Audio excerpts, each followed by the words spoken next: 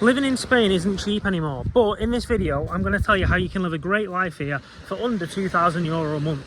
Everybody says that Spain is cheaper than the UK, and granted, on average it probably is a little bit cheaper for the average local, but let's call you John and Pat, coming to Spain to retire or to do whatever you're going to do. You're not the average local. You are going to be coming here and you're going to be going out more than you would back in the UK, more than a local Spanish person would. So we can't compare the two, because let's face it, you're just going to spend more here because you're going to do more, probably. What does that overspending look like, or spending more look like? Well, it depends. If you're John and Pat from the UK, it might be £2 pints in Benidorm, but if you're, I don't know, another couple of posh names from Harrogate, it might be £12 Chardonnays in Marbella. Who knows? But the fact is, you're definitely going to go out more here, and I'm going to tell you why. We'll go with John and Pat, Pam, whoever I said, as the example again. So, if, let's say it was December afternoon, raining, horrible back home in Doncaster, do you think that John and Pat would go to the pub and have 4 pints and maybe something to eat? Absolutely not. They're more likely to have a cup of tea and watch Place in the Sun, and that'd be it. They'd spend no money. However, it's not grey and gloomy in Spain in December. It's nice, it's sunny, and while that might be great, the problem with it is it makes you want to go out. Would John and Pat go and have 4 pints in a December afternoon and it was sunny down in Malaga? Yes, they definitely would, especially if they're retired here, especially if they're only coming here for a few months of the year. So the fact is, even though the products might be cheaper, or whatever, the drinks might be cheaper, you're buying more. So overall, you're spending more money, and it's just something that you need to be aware of before I actually get into the costs of things. Because even if things were 20% of what they cost in the UK, if you're indulging 600% more than you would in the UK, you're still spending more. So I'm going to assume that you're coming over to live as a couple, because most people do, and definitely most retirees do. So your biggest expense, even if you were living as single, this would be your biggest expense, but of course it's accommodation. Now, there is a housing crisis in Spain. Now, it is a crisis, there is a shortage, but I'll be honest with you, Spain, the government aren't doing that much about it. Really, they're doing nothing about it. They're not allowing migration over, they're not allowing construction workers over easily, they tax everybody to high heaven. Also, another reason that there's such a shortage is because Spain, for whatever reason, stopped construction. Well, I know the reason, but they stopped construction in the summer months, which to me is just mental, because they do it for the tourists, which is fair enough, but when you've got a housing crisis, you don't stop construction work. Not in my eyes, anyway. But on the ifs and the whys and all that kind of stuff, the fact is that your accommodation is going to be quite expensive, and depending on where you go, it can be very expensive. There's a massive housing crisis in and around the major cities at the moment, like Barcelona, Alicante, Malaga. Definitely Barcelona's definitely the worst, but I'm assuming you're probably going to be looking at Costa del Sol and Costa Blanca anyway. But in and around Malaga there is. However, you have to do your research because everywhere is different. But if you're in the tourist areas in Costa Blanca, let's say Torrevieja, somewhere like that, or if you're in the tourist areas in Malaga, let's say Torrox or Nerja, you can secure yourself a nice apartment, 2 bedroom, €4,000, and then you've got your bills on top of that. So if you're looking for something really nice, if you're looking for something like luxury, then you're gonna be looking at 1,500 for your apartment and your bills included. If you're looking at something just basic standard, then you're gonna be looking at around 1,000 to 1,200 with all your bills included.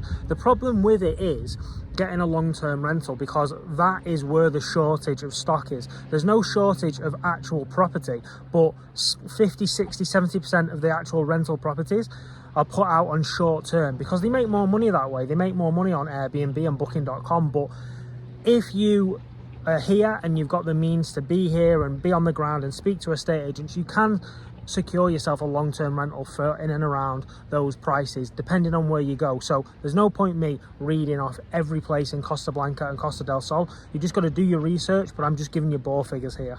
Now, your supermarket shopping, food shopping, let's say. I'll do supermarket shopping and then I'll talk about going out to eat. Now, your supermarket shop is going to be basically the same as what you would spend back home, depending on what you buy. So it might be a little bit more, it might be a little bit less. I will say this, if you're from the UK and you're trying to find stuff from the UK like bacon and Heinz beans and basically stuff that has to be imported to this country, then you are going to pay significantly more, because it's like 3 times the price. A can of Heinz beans is like £1.50, something like that, for a single can. Bacon, like we have it, the back bacon, it's majorly expensive here, so that will cost you more. But basically all the normal goods and everything that you eat, your meats, your fish, your vegetables, it's basically the same price, and it's cheaper for vegetables and fish and meat if you go to the local markets. Not by much, maybe 10-15%, but on average, just say your food bill is going to come out to basically the same as it does back in the UK. So if it's £100 back in the UK, it'll be £100 here. Now the difference that you're going to see with food and drink is when you're going out. You can eat out and you can drink much cheaper here. Okay, so if I was to give you a budget, if you were here as a couple and you went out 3 or 4 times a week and spent 50-60 euros on food and drink every time you went out, and then you had a budget of £100 between the two of you at a supermarket, all in all, if you put a price tag of £750, €750 on that for the two of you, then you would be able to eat and drink very comfortably, go out a few times a week, and yeah, that'd be it. But that's each, so 750 each. So your total bill for the month for two of you would be about £1,500, and that you can go out 3 or 4 times a week. You can eat really good stuff from the supermarket, and you're going to go without nothing. Now, another way where people get a bit burnt, especially if you're from back home and you're using like a high street bank like Santander. I know now that some high street banks have got better with the debit cards and you can spend abroad without any fees. But usually, if you're spending with a high street bank, you're going to pay quite a lot of fees. Now, if you've not got a card like a Revolut or a Monzo card, you need to get this, because not only does it charge no fees whatsoever, but it also gives you loads and loads of perks. Revolut's the best one. In fact, if you want to sign up to Revolut, I will leave a link in the description. You get some money and I get some money from you using my code. And if you don't get any money for whatever reason, once you've signed up and you've spent on the card one time, I'll receive a bonus, and you just let me know, email me, and I'll send you £10, €10, something like that. So not only will you be helping me out, but you'll be saving yourself lots of money, because honestly, I'm not saying this to try and get you to sign up with my code. Revolut has been a lifesaver for me. I've had it for 6 years. I use it in every country I go. There's never any fees. Sometimes you'll get free lounges. Sometimes you get points when you spend. Like, it's incredible. It really is. It's a far cry from using your debit card back home. So if you've not got one of them, get it set up and get spending when you're here, and you will not look back. Another thing, obviously, that you're going to need, well, you don't need, but I would definitely recommend that you get a car. This can be between you, probably should be between you. It's more cost effective, but what I'm saying is, in Spain, depending on where you are, you can use the public transportation. And if you're in a really touristy area in the Costa Blanca and Costa del Sol, you might get by, but if you want to explore places, you really need a car. You really do. So to rent one here is pretty much the same as what it is back home. You can get something like we call it a runaround, but a decent car for like €300 a month. Buying one here, which you probably will want to do to save on money if you're going to live here. The problem with here, what's different to back home in the UK, is to buy like a half decent car or a runaround is actually more expensive because there's less of them. Back home, you can get a half decent car for £2,000-3,000 or euro.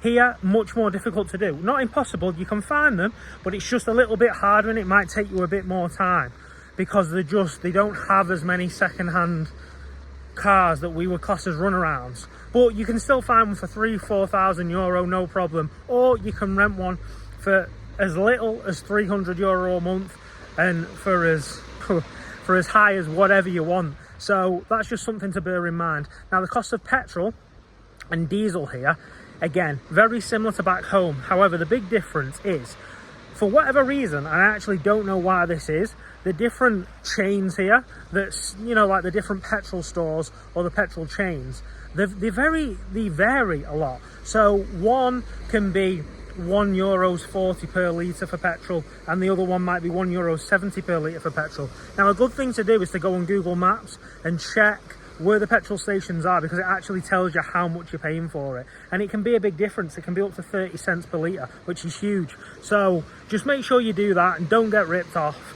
And yeah, similar to back home, cost of motoring very similar to back home. Now, if you're going to move here, what I mean is, if you're going to move here on a visa and you're going to be here for more than 90 days out of 180, you're going to become a tax resident.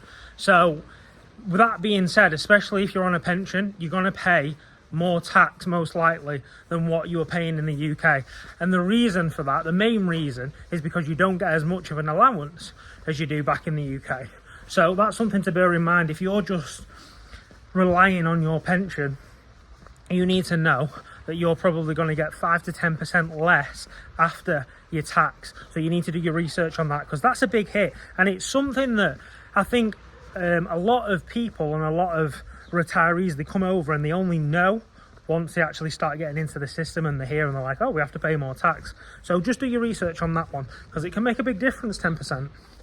Depending on what you're doing, there's a couple of things that you can do to kind of offset some of these costs. Now, if you are going to keep your home back in the UK, then that's fine. But I would seriously urge you, if you're doing that and you are short of money, well, not short of money, but if you want a bit of extra money and you don't want to rent it normally, because maybe you want to go back home to the UK and you want to live there some of the time, then I would say put your house on Airbnb or Booking.com or something like that, just to get some revenue in while you're over here. And that can kind of offset some of the costs that you're going to face over here. Because if not, if you're running 2 properties and you're not using one of them very much at all, then you've got your extra tax and all this kind of stuff. You can quickly see how you might not have as much money as you think you could. So just think ahead with those kind of things and try and get yourself into a place where you know that you're going to have enough money, because you don't want to come out to Spain and have to scrimp and save and never go out, because that kind of defeats the whole purpose of it. With that being said, you kind of need to think about what kind of lifestyle you want out here, because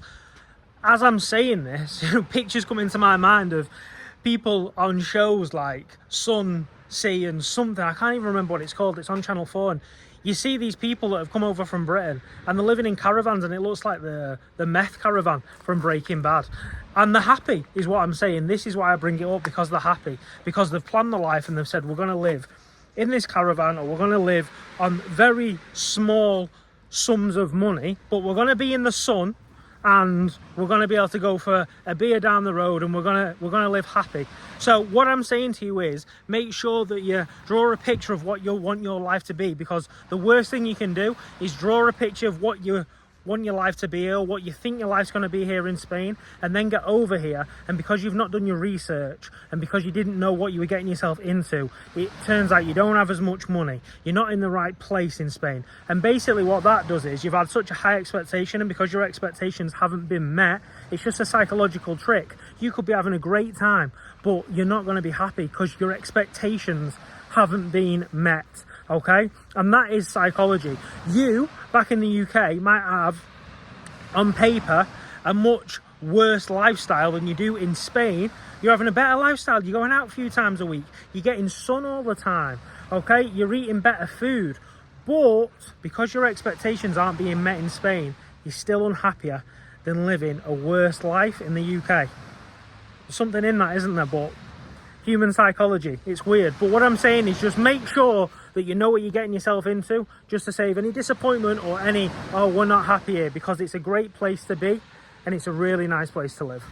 So, can you live here in Spain for under €2,000 a month? The answer is a significant, resounding yes. And obviously, depending on where you're going to be, that's going to make a big difference. But if we just break it down a little bit, you're going to be paying €1,500 for an apartment and bills between 2 of you, and then you've got €1,500 between 2 of you for your food and going out. Then you've got expenses, you've got car, you've got miscellaneous, you've got activities going out. Now €1,000 between 2 of you is going to be more than enough, especially when you live in a place like this and you can go to the beach for free and you can go and do so many things for free. Okay, so €2,000 a month between a couple here, you can live a really good life. Can you cover that? That's the question. And if you can, what's stopping you? Thanks for watching the video. I'll see you in the next one.